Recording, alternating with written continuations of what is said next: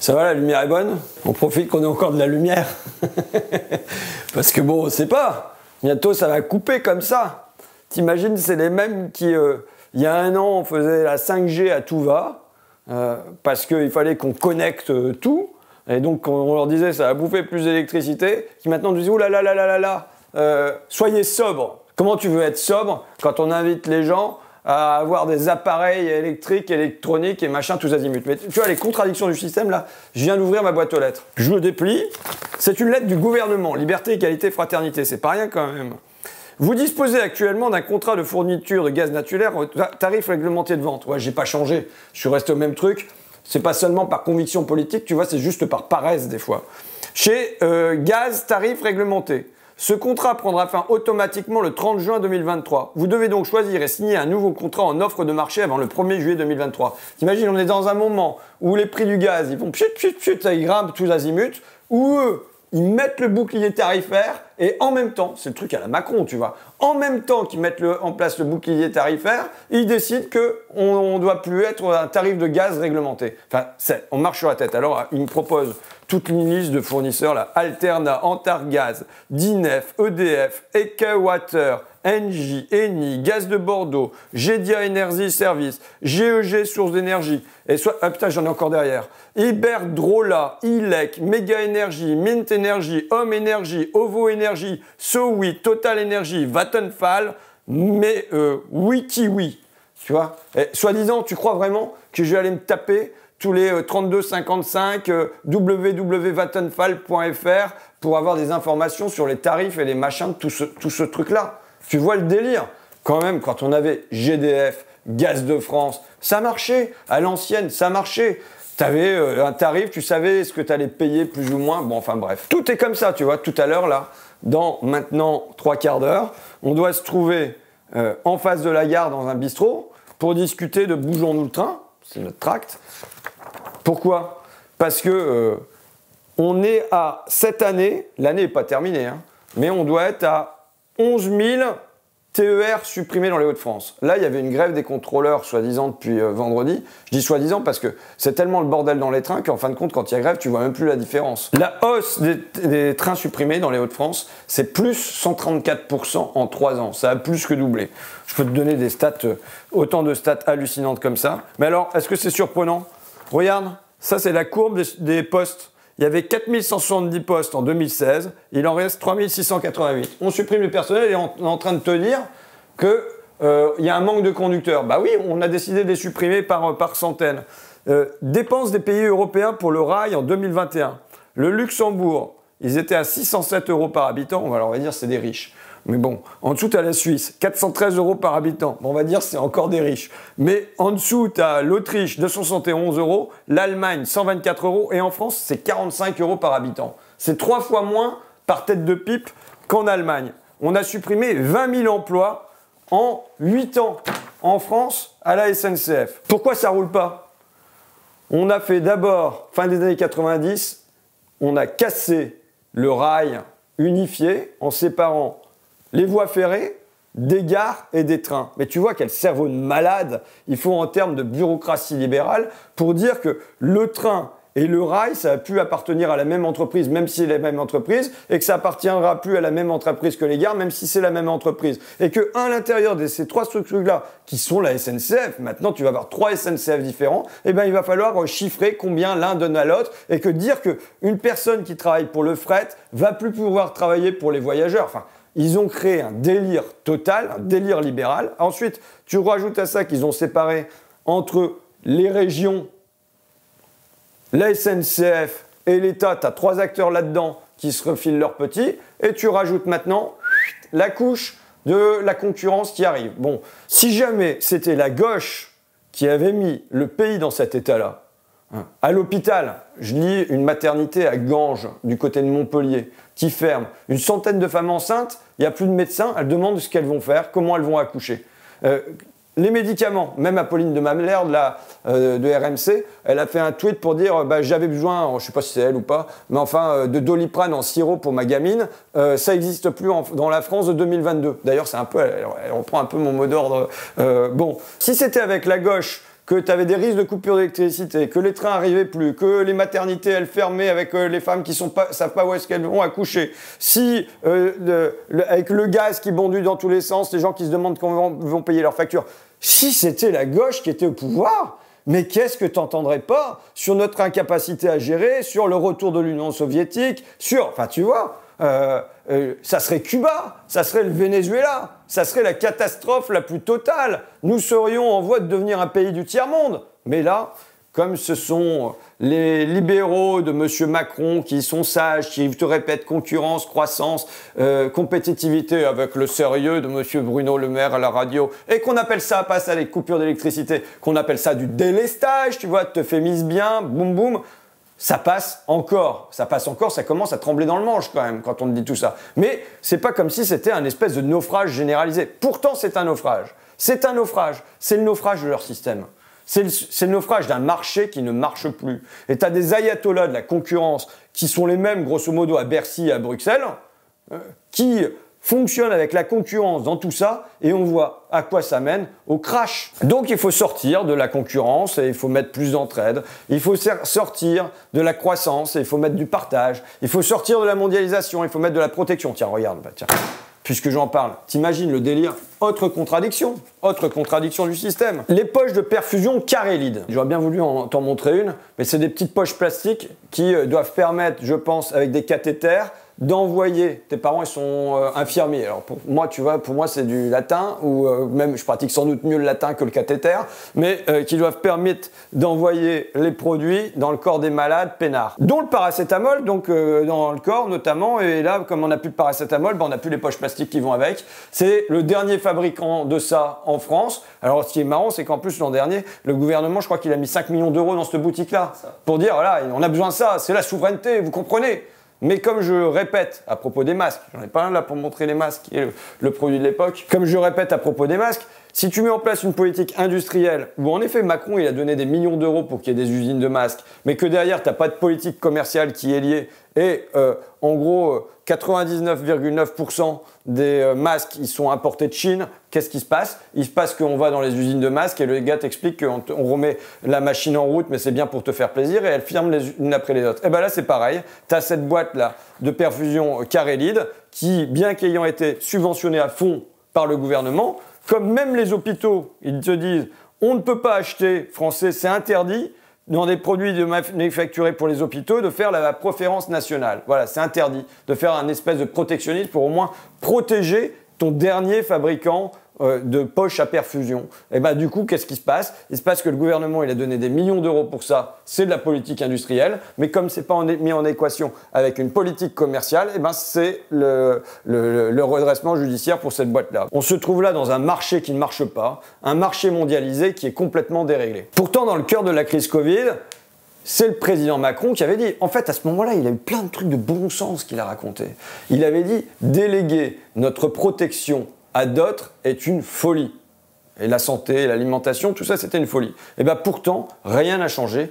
Et c'est encore un espèce de supermarché de la mondialisation qui écrase tout. Mais un autre truc qu'il avait raconté, dans le cœur de la crise Covid, il avait dit, c'est ma phrase préférée, tu sais, ma phrase fétiche, ne pas l'oublier, gravez-la dans vos mémoires, il faudra se rappeler que notre pays tout entier repose aujourd'hui sur ces femmes et sur ces hommes que nos économies reconnaissent et rémunèrent si mal, tu vois. Ces femmes, c'est entre autres les auxiliaires de vie sociale de Domidom. Je me trouvais la semaine dernière avec elles. 44 jours de grève à Caen, filiale de Orpea. Et d'ailleurs, je me suis rendu à Puteaux, dans la banlieue parisienne, au siège de Orpea, où elles avaient installé leur Barnum. Et j'ai de la chance parce que, à peine j'arrive, qu'il y a le directeur de Domidom qui vient pour discuter avec elle. Et donc là, je fais ce que je préfère. J'adore faire délégué syndical. Tu vois, j'adore ça. C'est mon rôle préféré d'essayer d'arranger les tuyaux, de faire de la médiation et tout ça. Et donc, elles vont en réunion avec le directeur. Elles souhaitent que je sois présent. Et j'y vais. Et donc, qu'est-ce qu'elles ont gratté quand même au bout de 44 jours de grève? Pas rien. Elles ont gratté 3% d'augmentation, en plus des 6% d'inflation. Il y avait déjà eu les 6%, et donc ça fait 3% en plus. Elles ont gagné le tarif kilométrique qui est passé de 31 centimes du kilomètre à 45 centimes du kilomètre. Et elles voulaient 1500 € minimum. Là, je crois qu'elles sont à 1475 pour la moins payée en net. Ah si, elles ont gagné la prévoyance. Tu vois, le truc, c'est que la sinistralité, ce qu'on appelle ça, c'est les accidents du travail en fait. La sinistralité est tellement importante pour les auxiliaires de vie que les boîtes d'assurance, elles ne veulent pas assurer. Parce qu'il y a trop d'accidents du travail, il y a trop de vertèbres, tu vois, et donc elles disent non, non, non, on ne veut pas y aller. Donc là, il y a la difficulté à en trouver une qui ne soit pas trop chère non plus. Et moi, j'avais dit à la boîte, par ailleurs, il faut payer les 44 jours de grève. Tu sais, c'est toujours le truc. Bon, et c'est marrant parce que j'ai discuté avec le responsable CGT de la fédération, il me sort un petit papier comme ça du derrière de sa poche, il me dit « Ah bah tiens, elles sont intervenues dans la réunion des instances paritaires où il y allait avoir les syndicats et les patrons, et du coup, d'un seul coup, tous les syndicats de patrons et les syndicats qui étaient là, ils ont voté ça, le secteur privé prêt à augmenter les salaires de 20 à 30%. Bon, maintenant, il y a un petit... Comme pour les contrats d'assurance, la petite astérisque, c'est en gros, si jamais le gouvernement il met la main à la poche. Comme le gouvernement il n'a pas l'intention de mettre la main à la poche, même s'il a dit qu'il fallait que ça soit revalorisé, tout ça. Bon, j'ai oublié de dire ce qu'elles ont gagné là. C'est pas seulement pour celles de Caen, c'est pas seulement pour les 7 ou 8 qui étaient en grève, c'est pour les 899 auxiliaires de vie d'Omidom du pays. C'est pas rien. Tu vois, et ce qui serait bien, c'est qu'on gagne ça pour toutes les auxiliaires de vie du pays tout court. Macron, qui avait promis donc pour les travailleuses et les travailleurs de la deuxième ligne, 5 millions quand même hein, de travailleuses et de travailleurs, qu'il y aurait une récompense, une reconnaissance. Bon, non seulement rien, mais en plus, l'inflation sur qui ça vient gratter? Sur leurs salaires qui sont rognés, et les retraites. Pour qui ça va être le pire? Pour qui ça va être le pire d'avoir 2 années supplémentaires à faire? Je te l'ai dit, quand les sociétés d'assurance, elles refusent de les assurer parce qu'en se disant « Oh là là, il y a trop d'opérations, le corps il va trop mal dans ces métiers-là, on va pas pouvoir, ça va nous revenir trop cher. » Ben, qui est-ce qui va avoir le plus de mal à atteindre aujourd'hui 62 ans? On le sait, c'est un Français sur 2 qui est plus au travail à 60 ans, mais c'est un Français sur 4 qui n'est ni au travail ni en retraite. C'est-à-dire dans un espèce de sas, de flou. Là, on te rallonge de 2 ans. Mais pour des auxiliaires de vie, pour des caristes, pour tous ces métiers de la deuxième ligne, c'est là que c'est le pire. J'avais lu une note, un petit truc dans le bouquin La sobriété gagnante, tu sais, de Benjamin Brice, que je recommande, qui disait ceci. La part des salariés qui subissent 3 contraintes physiques est passée de 12% en 1984 à 34% aujourd'hui. Quand j'ai lu ça, je vais te dire, j'y croyais pas. Parce que tu as une vision du travail, tu dis, bon, ça fait 30 ans qu'on met de l'informatique, qu'il y a du numérique. Maintenant, le boulot, pour plein de gens, ça doit être envoyer des mails, tu vois, ça doit être peinard, quoi. Et tu te dis, là, on te dit que les contraintes physiques, elles ont presque triplé entre 84 et aujourd'hui. C'est pas possible. Donc, j'ai demandé à ce qu'on me sorte, parce qu'il y a les références dans le bouquin de Benjamin Brice, ça c'est bon, t'as les notes de bas de page, t'as tout ça. J'ai demandé qu'on me sorte la note de la DARES, auquel l'auteur faisait référence. DARES analyse quelles sont les évolutions récentes des conditions de travail et des risques psychosociaux, décembre 2017. Alors, bon, on peut dire que ça a évolué en 5 ans, mais ça n'a pas dû être bouleversé non plus. Subit au moins 3 contraintes physiques. Alors, qu'est-ce que c'est qu'une contrainte physique? C'est rester longtemps debout, rester longtemps dans une posture pénible, effectuer des déplacements à pied longs ou fréquents, devoir porter ou déplacer des charges lourdes, subir des secousses ou des vibrations. C'est des tas de trucs que Macron a éliminé des critères de pénibilité en disant non, non, des vibrations, du marteau-piqueur, ça c'est pas pénible. Bon, mais ceux qui subissent ça, donc chez les cadres, on est passé de 2% à 6%, mais tu vois, ça reste quand même pas trop. Mais en revanche, là où ça bondit de dingue, chez les professions intermédiaires, déjà, ça passe de 6% à 26%.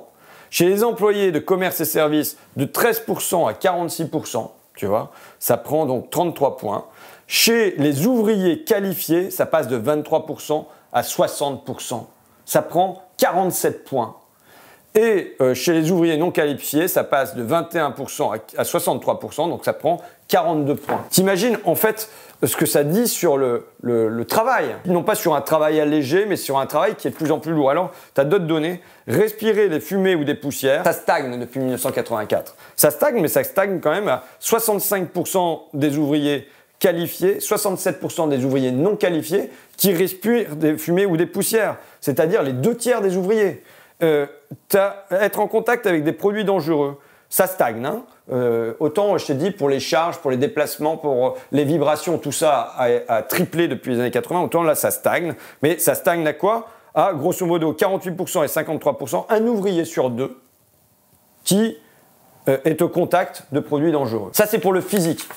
Malheureusement, tu as des trucs comme les horaires décalés, la nuit, ou le psychosocial, où là, ça remonte pas à 1984. Donc, tu as moins de recul pour voir. Mais par exemple, sur l'intensité du travail et pression temporelle, sur le rythme au travail. Les employés administratifs, c'est passé de 4% à 30%. Les employés de commerce et services, de 2% à 29%. Les ouvriers qualifiés, de 8% à 53%. Les ouvriers non qualifiés, de 10% à 49%. Donc voilà, très clairement, il y a une intensification, c'est comme ça qu'on appelle ça, mais enfin bon, ça veut dire qu'il faut y aller, il faut y aller, il faut y aller, à la fois du côté des employés et du côté des ouvriers. Pour les classes populaires, de manière générale, le rythme au travail, il s'est accentué. Et par exemple, tu as une donnée, ne pas pouvoir quitter son travail des yeux. Dans les professions intermédiaires, tu es passé de 9% à 41%. Chez les employés, de 14% à 33%. Chez les employés du commerce, de 7% à 42%. Chez les ouvriers qualifiés, de 25% à 65%, ne pas pouvoir quitter son travail des yeux. Donc là, on voit, voilà, l'intensité, c'est ce que je dis, c'est un des objectifs de la gauche, ça doit être moins de temps de travail, mais ça doit être mieux de travail, un travail moins lourd aussi, moins intense quand on s'y trouve, qui réclame moins une attention permanente de l'esprit et qui sollicite moins tout le temps le corps. Dans ce contexte-là, imaginez faire la réforme des retraites sur ces corps-là, avec cette intensité de travail-là, et en nous présentant le travail, tu sais, comme étant juste quelque chose de magique, de léger, qui se respire dans une start-up nation, qui aurait aboli toutes les contraintes, tu vois, et où on jouerait au baby-foot en mangeant des M&M's à la récré. Bon, c'est pas ça le boulot. Imaginez faire la réforme des retraites pour tous ces travailleurs de la deuxième ligne, mais même de la troisième ligne aussi, avec un travail qui s'est intensifié, qui s'est durci quand même quelque part, ben on comprend que les 2 années supplémentaires, on se dit « Oh là là là là, j'en veux pas quoi !» Et je suis prêt à ce qu'on paye plus, parce que les gens, quand on leur demande « Qu'est-ce que vous pensez qu'il faut faire ?» Ils disent, donc on sait que les 3/4 des Français sont opposés à cette réforme, mais ils disent quoi? Quelle est la solution? Ben on va payer plus, et puis les entreprises, elles vont payer plus. Bon, conséquence politique de ces millions de travailleurs pour qui le boulot s'est durci, qui se sentent pas reconnus, et à qui on vient dire « Allez, tu vas bosser 2 années de plus ». Moi, je la lis dans le bouquin de Luc Rouban, qui est donc un politiste, qui a écrit un livre qui s'appelle « La vraie victoire du Rassemblement national ». Qu'est-ce que je lis à l'intérieur de ce livre? Le lien entre l'absence de reconnaissance professionnelle et le vote RN se manifeste statistiquement dans notre enquête. En moyenne, 51% des enquêtés disent que leur travail n'est pas ou n'a pas été reconnu ou récompensé. On en trouve la proportion la plus importante dans l'électorat de Marine Le Pen, 60%. Et c'est vrai à la fois pour ce qui est du privé, où quand on ne se sent pas reconnu, on vote le plus pour Marine Le Pen, dans la fonction publique d'État, dans l'hôpital, dans les collectivités, partout, là où on ne se sent pas reconnu dans son travail, le vote il va en direction de l'extrême droite, et avec cette remarque de Luc Rouban, face à une gauche qui intellectualise le mal-être, le RN en proposerait un rendu plus brut, plus direct, venant capter cette demande de justice sociale et de dignité qui traverse le pays. Tu vois, ça me paraît une remarque assez juste. Et l'auteur conclut « On en revient toujours à un vote Rassemblement national déclenché par des considérations relatives à l'injustice d'un système social qui ne sait pas reconnaître les siens, leur investissement humain et professionnel et gaspille l'argent public pour les autres. » Ma conviction, c'est que la réforme des retraites, même si Macron y croit qu'il va passer facilement là-dessus, ça va laisser des traces dans les têtes, ça va encore accroître ce sentiment, ce ressentiment de non-reconnaissance. Ça, c'est pas les cadeaux de Noël, hein, franchement.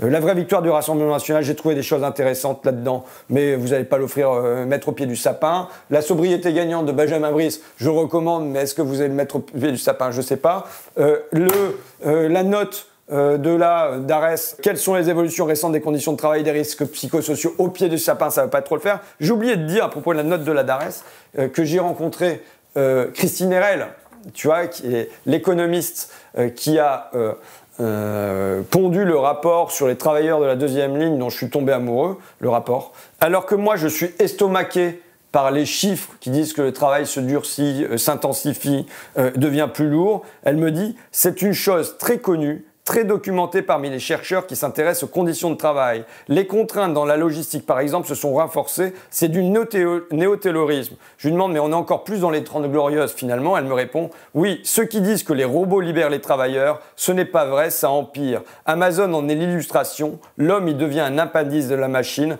pour reprendre les termes de Marx. » Bon, mais c'est pas ça que vous allez offrir au pied du sapin. Même si je vous conseille la lecture du rapport RL sur les travailleurs de la deuxième ligne, si vous amenez ça à votre fille ou votre père, je suis pas sûr que ça va le ravir. Donc on arrive à la séquence cadeau. Et hop, donc on fait un peu les Joséphine ange gardien des libraires. Chez Philippe, la librairie du indépendant du labyrinthe, pour les cadeaux de Noël, franchement, vaut mieux passer par sa petite librairie de quartier que par Amazon. Qu'est-ce que j'ai à recommander cette année? Alors tu vois, c'est marrant, dans l'hémicycle, j'ai cité une résistante qui était passée par l'hôpital, Madeleine Riffaut, et qui disait, voilà, les soignants ont fait ce qu'ils peuvent, mais moi, j'ai pas eu un verre d'eau, j'ai eu le sentiment d'être maltraité, voilà ce qu'on a construit, nous, après-guerre, et voilà dans quel état vous nous le laissez. J'ai cité Madeleine Riffaut comme ça, et j'ai pas fait, c'est dingue, hein, des fois, les connexions se font pas. Alors que c'est une BD que j'ai lue avec ma fille, parce que tous les soirs, je lis des BD avec ma fille au lit. Et c'est sa biographie, Madeleine résistante, La rose dégoupillée. Et donc elle tient dans les mains là un recueil de Paul Éluard, Poésie et vérité. Et alors le truc marrant, c'est qu'elle a été dans la Somme. Elle part d'ici, de notre coin. Et bon sang, bizarrement, j'ai pas fait le lien entre cette grande dame et le texte que je lisais dans l'hémicycle, sa lettre ouverte aux soignants. Donc ça, c'est un très beau livre. Alors, il y a le classique de ma fille, hein, évidemment, on va pas le recommander tous les ans, mais enfin, pour une entrée en féminisme, parce que c'est la collection de ma gamine, c'est toutes les femmes culottées, là.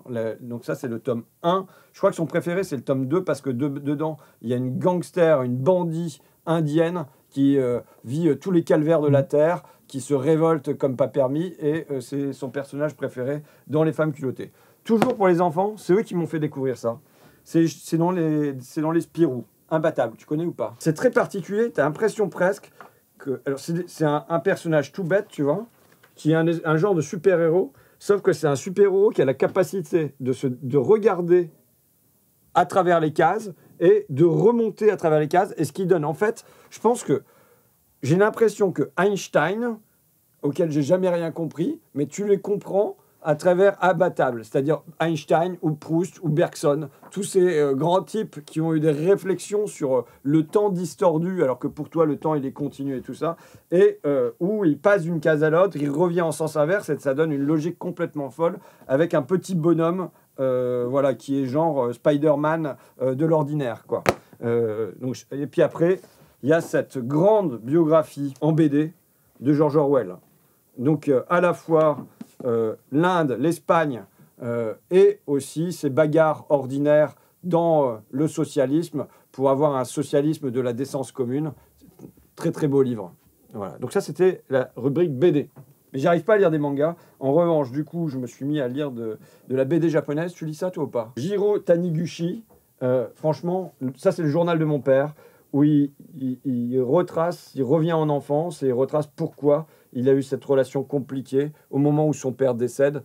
Je trouve que c'est un très très beau roman biographique, BD, comment on dit, un roman graphique. Voilà. Un très beau roman autobiographique. Tu as l'événement ou pas de Annie Ernaux? Je regarde. Oui, je dois l'avoir. Alors regarde, l'événement. Attends, il y en a plein d'Annie Ernaux. On a quand même notre prix Nobel. Quand même, c'est pas mal quand même. Ouais. Prix Nobel française de gauche, ça se prend, non? Bon, moi je trouve qu'il y a toujours une forme de suspense malgré tout. Alors c'est un espèce de suspense microscopique. Mais tu vois, la honte, ça commence sur cette première phrase. Tu vois. Mon père a voulu tuer ma mère un dimanche de juin au début de l'après-midi. C'est pas mal comme première phrase quand même, non? La phrase qui est au 4e de couverture. J'ai toujours eu envie d'écrire des livres dont il me soit ensuite impossible de parler. qui rendent le regard d'autrui insoutenable. Mais quelle honte pourrait m'apporter l'écriture d'un livre qui soit à la hauteur de ce que j'ai éprouvé dans ma 12e année. Et c'est là que je sais que je ne fais pas de la littérature, moi.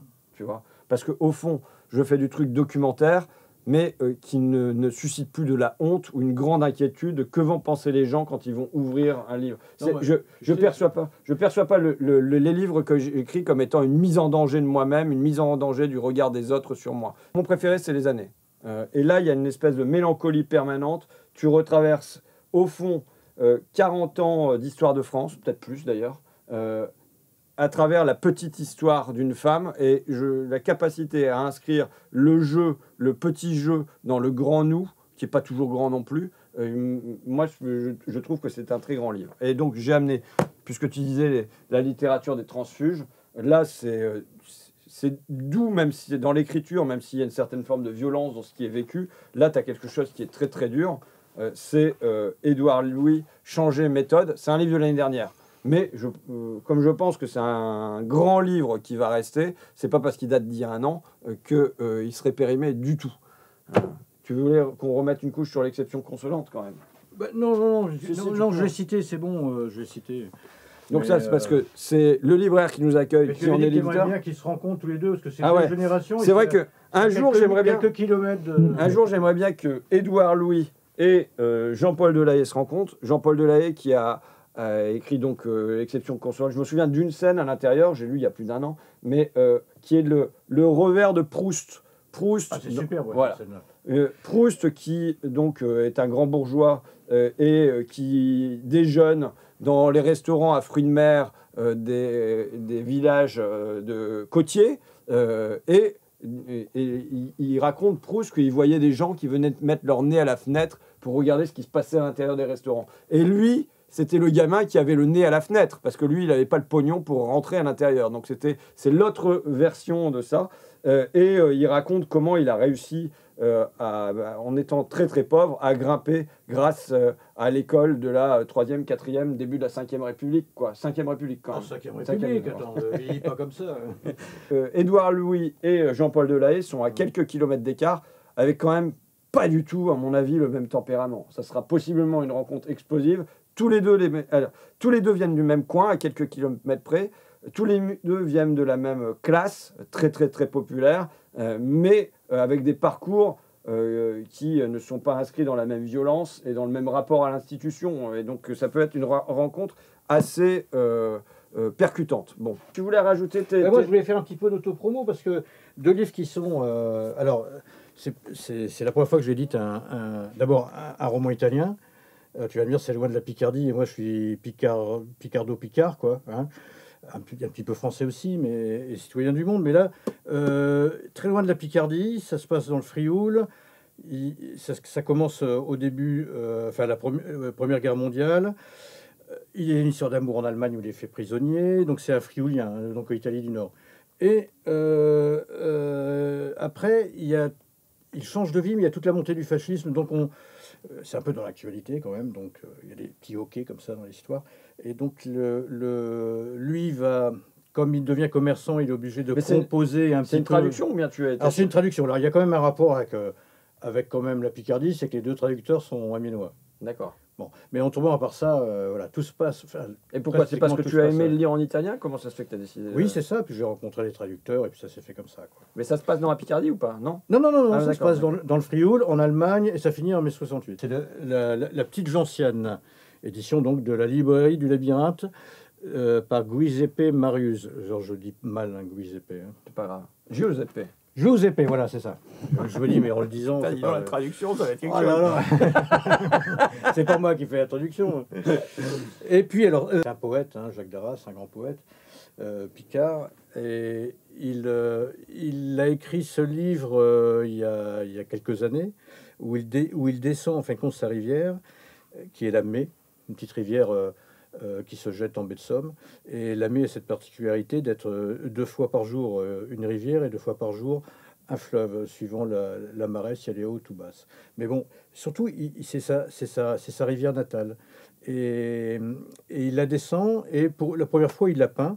Donc il y a ses gouaches, ce qui donne une autre... Et c'est un poème descriptif. Et déjà, il s'étonne de ne pas trouver la source, parce que donc il descend de la source à la baie, et il ne trouve pas la source. Et c'est un peu prémonitoire, puisque ce livre est sorti au mois de mai, et la mai a failli disparaître au mois d'août. C'est-à-dire que pour la première fois, des rivières picardes ont failli disparaître. Et être à sec. Voilà. Donc, alors les hommes politiques, je sais pas s'ils sont, je pense pas qu'ils soient prophètes en leur pays, mais les poètes, souvent.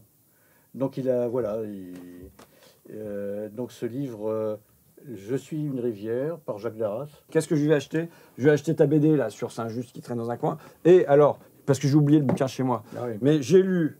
Je trouve que c'est sans doute le plus beau roman que j'ai lu ces derniers mois. C'est Les Abeilles Brises d'Andrei Kourkov. Je ne l'ai pas amené, je l'ai oublié. Mais donc c'est sur les débuts de la guerre en Crimée entre les Russes et les Ukrainiens. C'est pas un livre d'actualité, c'est un vrai roman qui rentre dans le cœur des âmes, des hommes, pardon. Et là, donc il y a le nouveau roman d'Andrei Kourkov, L'Oreille de Kiev. Je vais repartir avec ça. Les jeux. Puisque je parle de la guerre en Ukraine. Non mais si. 13 jours. C'est sur quoi? C'est sur le conflit entre les Russes et les Américains à Cuba. Et comment on fait pour que ça pète ou que ça pète pas? L'originalité, donc ça se joue à deux, c'est compliqué, hein, c'est du vrai jeu de stratégie compliqué. L'originalité de ce jeu-là, c'est que si tu gagnes trop, tu perds. Parce que si tu gagnes trop, tu risques de déclencher la guerre nucléaire, tu risques d'avoir tous les autres pays qui se retournent contre toi. Donc finalement, il faut gagner, mais avec un certain dosage. Donc ça, c'est un jeu vraiment malin, mais c'est pour ceux qui ont l'habitude de jouer et de se taper des règlements un peu compliqués, des notes d'instruction pendant toute la veille du repas de Noël. Je laisse tomber celui-là que j'ai déjà présenté l'année dernière. Écoute, je vais juste terminer avec le jeu... Ah merde, j'ai oublié Love Letters. Ah, ça, c'est le petit jeu d'apéro qui se joue tout seul.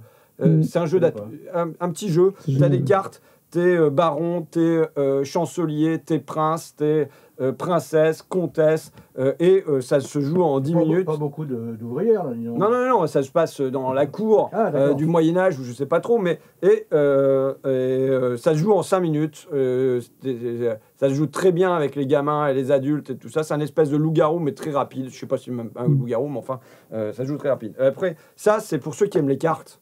Le Tichu, c'est le principal jeu chinois, et c'est vraiment extra. Je souhaite à tout le monde, évidemment, d'avoir au moins les moyens d'offrir un cadeau à ses gamins pour Noël.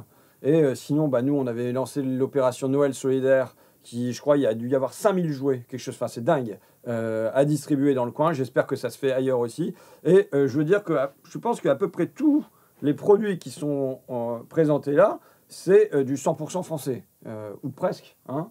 Peut-être les jeux de société, il faudrait voir. En tout cas, les bouquins, c'est du 100% français, c'est du produit protectionniste, vous pouvez y aller. Et faites vivre les libraires de votre coin, plutôt que Amazon et compagnie, quoi.